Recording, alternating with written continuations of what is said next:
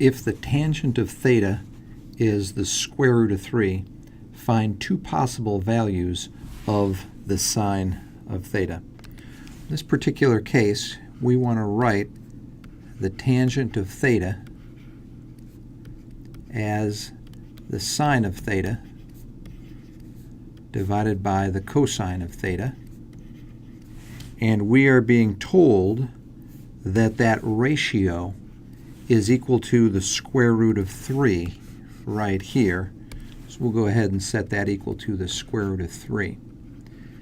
Now this will take some thought and think about all the possibilities. What sine theta cosine theta pair is going to give you a positive square root of 3?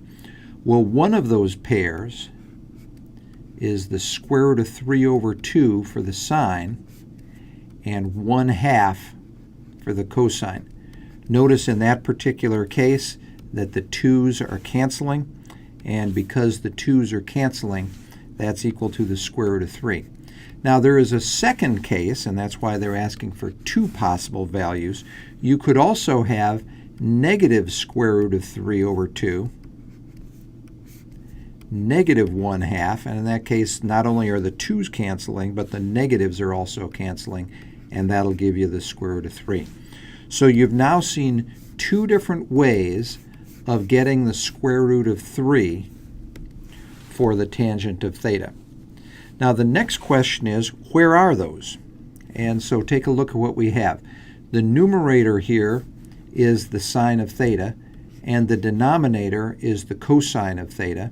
So because the cosine is the first term, you go over 1/2 and up the square root of 3 over 2, and that puts you right here at 60 degrees, or in radians, pi over 3.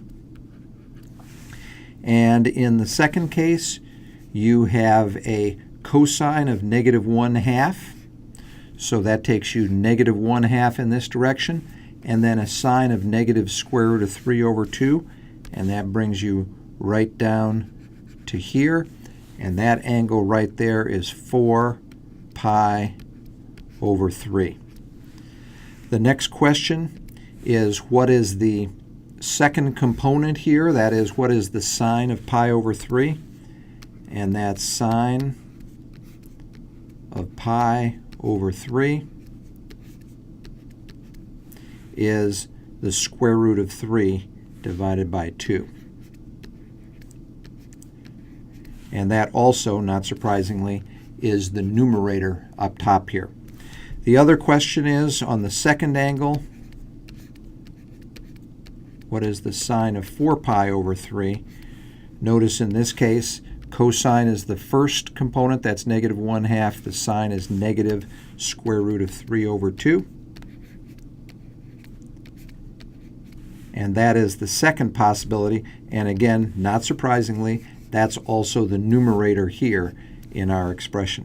So those are the two different possible values for the sine of theta when the tangent of theta is equal to the square root of 3. That corresponds to one angle that's in the first quadrant and another angle that is in the third quadrant.